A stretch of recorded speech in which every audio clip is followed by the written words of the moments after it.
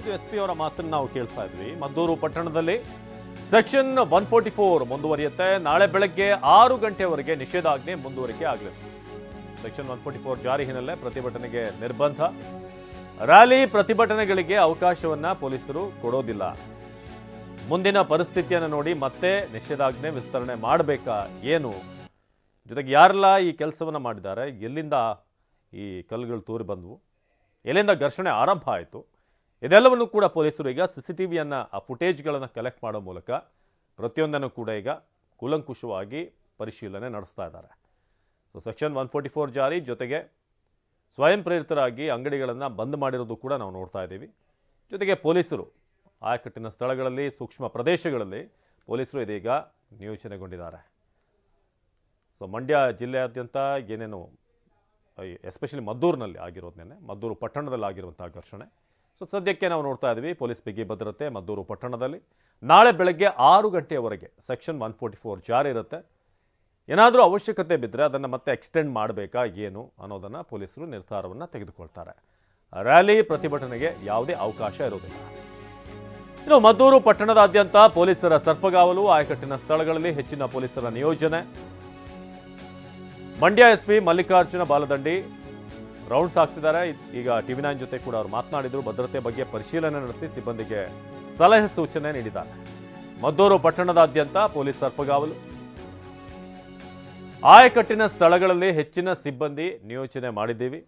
ಜೊತೆಗೆ ಕಂಪ್ಲೇಂಟ್ಗಳು ಕೂಡ ನಮಗೆ ಈ ಬಗ್ಗೆ ರಿಜಿಸ್ಟರ್ ಆಗ್ತಾ ಇದೆ. ಮಾಹಿತಿ ಜನ ಕೂಡ ನೀಡ್ತಿದ್ದಾರೆ ಅಂತ ದಿಲೀಪ್ ಈ ಬಗ್ಗೆ ಹೆಚ್ಚಿನ ಮಾಹಿತಿಯನ್ನು ನೀಡ್ತಾರೆ ನೇರ ಸಂಪರ್ಕದಲ್ಲಿ. ದಿಲೀಪ್, ಇದೀಗ ಮದ್ದೂರು ಸಂಬಂಧಪಟ್ಟ ಹಾಗೆ ನಿನ್ನೆ ಇದ್ದಂಥ ಪರಿಸ್ಥಿತಿ ಇವತ್ತು ಒಂದು ಕಂಟ್ರೋಲಿಗೆ ಬಂದಿದೆ. ಆದರೆ ಪ್ರತಿಭಟನೆ ಬಂದ್ ಮಾಡೋದಕ್ಕೆ ಅವಕಾಶ ಇದೆಯಾ?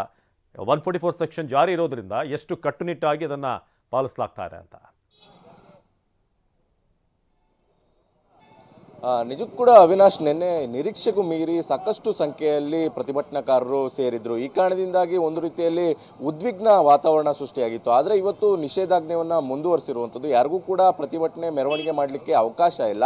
ಆದರೂ ಕೂಡ ಕೆಲವರು ಪ್ರತಿಭಟನೆ ಮಾಡ್ತೀವಿ ಅನ್ನುವಂಥ ಮಾಹಿತಿಯನ್ನು ಕೊಟ್ಟಿದ್ದಾರೆ. ಈ ಕಾರಣದಿಂದಾಗಿ ಸಾಕಷ್ಟು ಪೊಲೀಸರನ್ನ ನಿಯೋಜನೆ ಮಾಡಿರುವಂಥದ್ದು. ಅಂದರೆ ಮದ್ದೂರು ಪಟ್ಟಣದಲ್ಲಿ ಸಾಕಷ್ಟು ಪೊಲೀಸರನ್ನ ನಿಯೋಜನೆ ಮಾಡಿದ್ದಾರೆ. ಈಗ ಆಯಕಟ್ಟಿನ ಸ್ಥಳಗಳೇನಿದೆ ಅಲ್ಲೆಲ್ಲೂ ಕೂಡ ಪೊಲೀಸರನ್ನ ನಿಯೋಜನೆ ಮಾಡಿ ಒಂದು ವೇಳೆ ಕಿಡಿಗೇಡಿಗಳು ಏನಾದರೂ ದುಷ್ಕೃತ್ಯ ನಡೆಸೋಕ್ಕೆ ಮುಂದಾದರೆ ಅಂಥವ್ರ ಮೇಲೆ ಹದ್ದಿನ ಕಣ್ಣನ್ನು ಕೂಡ ಇಟ್ಟಿರುವಂಥದ್ದು. ಈಗಾಗಲೇ ಬಹುತೇಕ ಅಂಗಡಿ ಮುಂಗಟ್ಟುಗಳನ್ನು ಕೂಡ ಇವತ್ತು ಬಂದ್ ಮಾಡಿದ್ದಾರೆ. ಯಾಕಂದರೆ ಈಗಾಗಲೇ ಸ್ವಯಂ ಪ್ರೇರಿತವಾಗಿ ಅಂಗಡಿ ಮುಂಗಟ್ಟುಗಳನ್ನು ಬಂದ್ ಮಾಡುವಂತೆ ಹಿಂದೂಪರ ಸಂಘಟನೆ ಕಾರ್ಯಕರ್ತರು ಕೂಡ ಮನವಿಯನ್ನು ಮಾಡಿದರು. ಆ ಮನವಿಯ ಮೇರೆಗೆ ಒಂದಷ್ಟು ಅಂಗಡಿಗಳನ್ನು ಕೂಡ ಬಂದ್ ಮಾಡಿರುವಂಥದ್ದು. ಬಹುತೇಕ ಎಲ್ಲ ಅಂಗಡಿ ಮುಂಗಟ್ಟುಗಳು ಕೂಡ ಇವತ್ತು ಬಂದ್ ಆಗಿದೆ.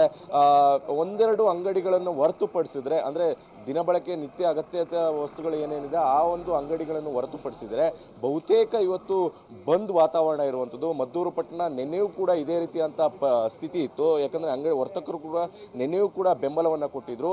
ನಾಳೆಯೂ ಕೂಡ ಬೆಂಬಲ ಕೊಡ್ತೇವೆ ಅನ್ನುವಂಥ ಮಾಹಿತಿಯನ್ನು ಕೂಡ ವರ್ತಕರ ಸಂಘದಿಂದ ಹೇಳ್ತಾ ಇರುವಂಥದ್ದು. ಈಗ ಸದ್ಯಕ್ಕೆ ಬಹುತೇಕ ಎಲ್ಲವೂ ಕಡೆ ಪೊಲೀಸರ ಕಣ್ಗಾವಲನ್ನು ಹಾಕಿರುವಂಥದ್ದು. ಯಾಕಂದರೆ ಒಂದಷ್ಟು ಜನ ಕಿಡಿಗೇಡಿಗಳು ಇದೇ ಒಂದು ಸಮಯವನ್ನು ಇಟ್ಕೊಂಡು ಒಂದು ಗಲಭೆ ಸೃಷ್ಟಿ ಮಾಡುವ ಸಾಧ್ಯತೆಗಳಿರುತ್ತೆ.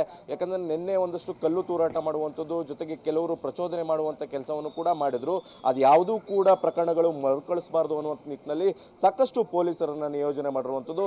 ಮದ್ದೂರು ಪಟ್ಟಣದಾದ್ಯಂತ ಸುಮಾರು 800ಕ್ಕೂ ಹೆಚ್ಚು ಜನ ಪೊಲೀಸರನ್ನ ನಿಯೋಜನೆ ಮಾಡಿರುವಂಥದ್ದು. ಅದ್ರ ಜೊತೆಗೆ 4 ಜನ SP ಕೇಡರ್ನ ಅಧಿಕಾರಿಗಳು, ಜೊತೆಗೆ 30ಕ್ಕೂ ಹೆಚ್ಚು DYSPಗಳನ್ನು ಕೂಡ ನಿಯೋಜನೆ ಮಾಡಿ ಕಟ್ಟುನಿಟ್ಟಿನ ಕ್ರಮವನ್ನು ಕೈಗೊಂಡಿರುವಂಥದ್ದು. ಅವಿನಾಶ್, ಧನ್ಯವಾದ ದಿಲೀಪ್.